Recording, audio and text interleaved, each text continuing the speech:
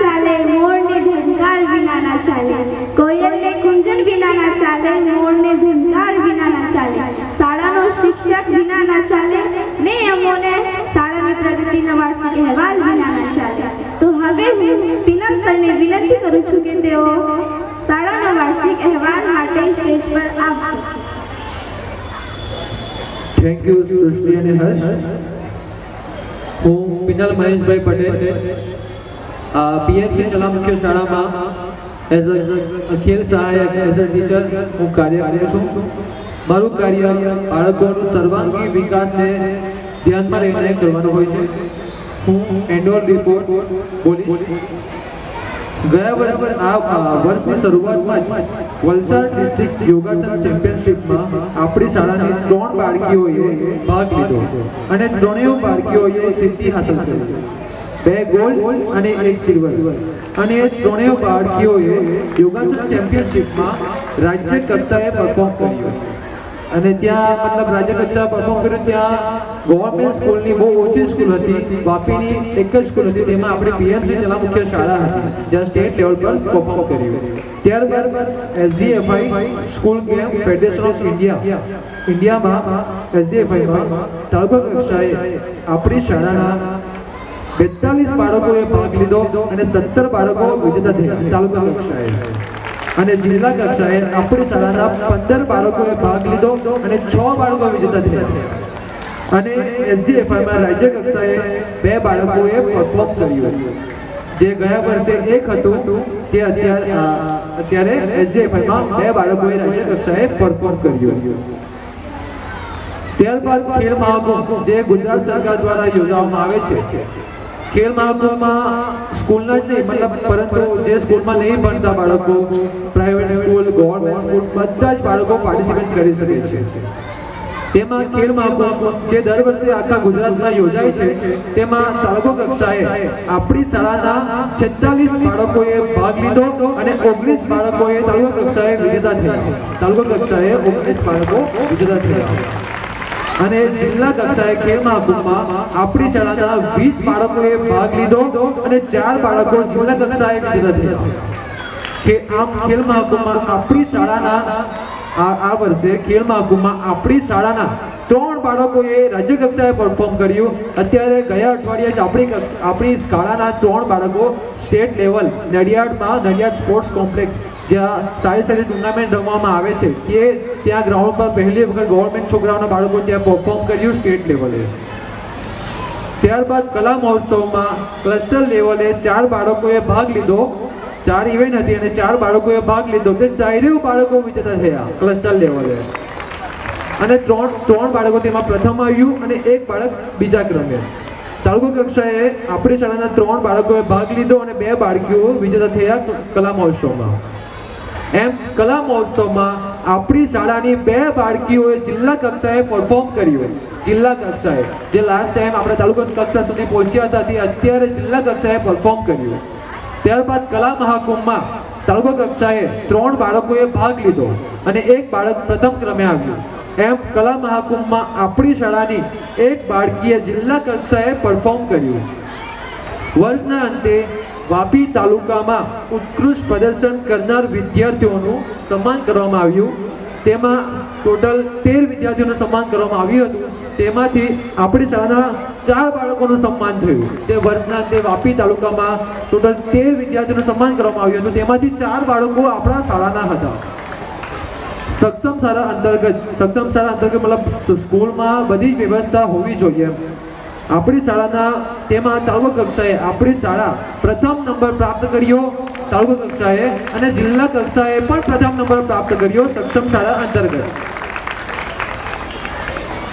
ત્યારબાદ શાળા દ્વારા બાળકોનું સર્વાંગી વિકાસને ધ્યાનમાં લઈ વિવિધ કાર્યક્રમોનું આયોજન કરવામાં આવે છે.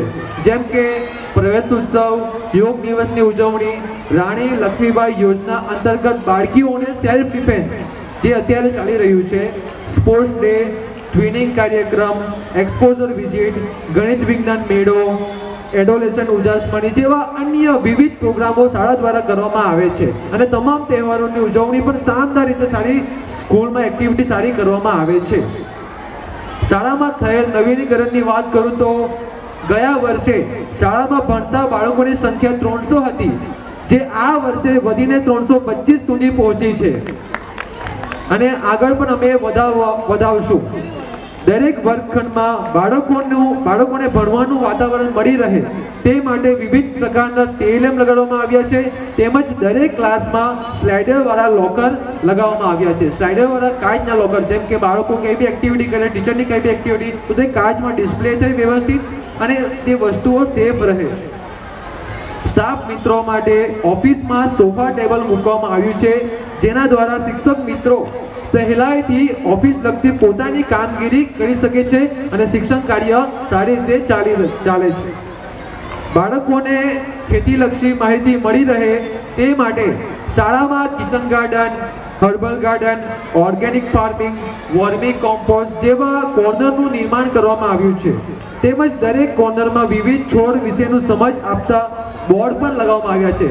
અત્યારે મતલબ કોઈ પણ વિઝિટ, કોઈ પણ નવું કોઈ પણ પેરેન્ટ્સ વિઝિટ કંઈ બી મતલબ બહારથી કોઈ આવે તો તે લોકોને સમજ, છોકરાઓ શાળાના બાળકો દ્વારા જ તેમને સમજ આપવામાં આવે છે કે આ છોડ કયું છે, એમનું નામ શું છે, એમના ફાયદા શું છે, કેવી રીતે એને મેન્ટેન રાખવો છે, તેની ટોટલી સમજ બાળકો દ્વારા તેમને આપવામાં આવે છે.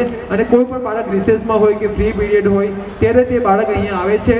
બસ તેમને ટીચરની જરૂર નથી પડતી, તે ટેગ વાંચે છે, બોર્ડ વાંચે છે, આ ઔષધિનું નામ શું છે, ઔષધિ ક્યાં ઉપયોગ થાય છે, કેવી રીતે ડેવલપ થશે, એ ટોટલી વસ્તુ બાળક જાતે શીખી શકે છે. તે માટે શાળામાં બોર્ડ, ઔષધિનું નામ વાળું બોર્ડ, તેનો ઉપયોગ લગાવવામાં આવ્યું છે. દરેક બાળકને વ્યવસ્થિત પોતાનું આઈ કાર્ડ અને શિક્ષકોને પણ વ્યવસ્થિત મોટું આકર્ષિત આઈ કાર્ડ આપવામાં આવ્યું છે, જેના દ્વારા બાળકની સહેલાઈથી વિગત મળી શકે છે. શાળાએ પોતાનું એસએટીનું સેટનું પરિણામ 42.52% સુધી લઈ ગયેલ છે અને આગળ પણ એનાથી વધારે ઇમ્પ્રુવમેન્ટ લઈ જશું. સોશિયલ મીડિયા થકી આપણી શાળાની પ્રવૃત્તિનું ખૂબ સારું પ્રચાર પ્રસાર થઈ રહ્યું છે. અત્યારે આપણે સોશિયલ મીડિયામાં આપણું સારું નામ થઈ રહ્યું છે. પીએમસી ચલા મુખ્ય શાળા, આપણા ફેસબુક પર પણ આપણું અકાઉન્ટ છે, ઇન્સ્ટાગ્રામ પર પણ અકાઉન્ટ છે અને યુટ્યુબ પર પણ ટોટલી આપણા જે સોશિયલ મીડિયાના જે મેઇન પ્લેટફોર્મ છે તેમાં આપણા શાળા ડંકો મચાવી રહી છે.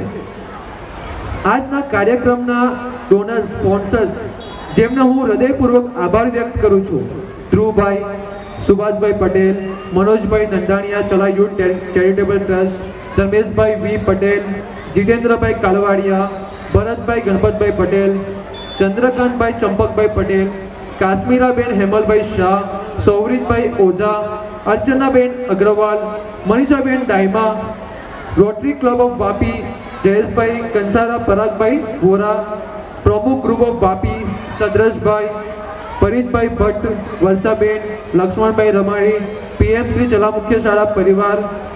આજના કાર્યક્રમમાં જે સ્પોન્સર્સ, જે ડોનર્સ રહ્યા છે તેમનો હું હૃદયપૂર્વક દિલથી આભાર વ્યક્ત કરું છું. Thank you so much.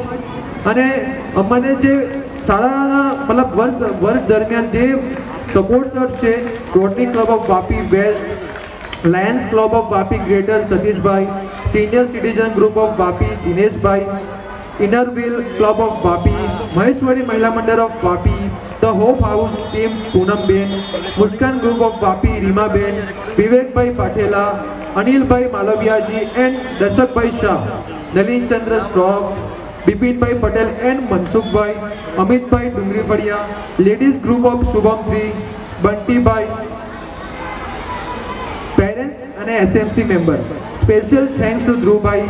આપ સૌનો ખૂબ ખૂબ આભાર. સમગ્ર વર્ષ દરમિયાન અમને જ્યારે જરૂર પડે ત્યારે અમારા સાથે, અમારા પડખે ઊભા રહે છે. અમને જરૂર પડે ત્યારે ભૌતિક અને શૈક્ષણિક સુવિધાઓ પૂરી કરવા મદદ કરે છે. Thank you so much. અમારી શાળાની હાલની સ્થિતિની વાત કરું તો શાળા હમણાં શૈક્ષણિક ક્ષેત્રે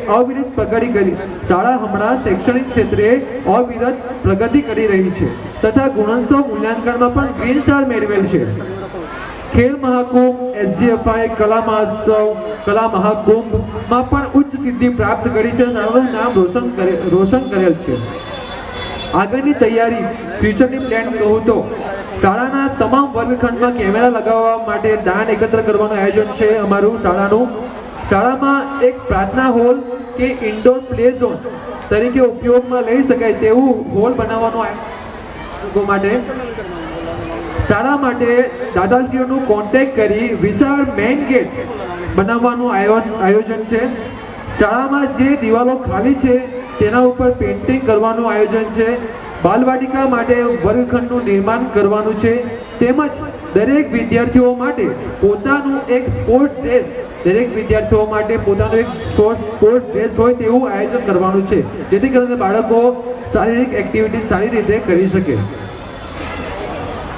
જો આપ સૌનો સહકાર મળશે તો બાળકો માટે આ બધી સુવિધાઓ ઊભી કરી શકીશું એવી મારી આશા છે. Thank you so much. Thank you તમારો સહયોગ આપવા માટે. Thank you so much.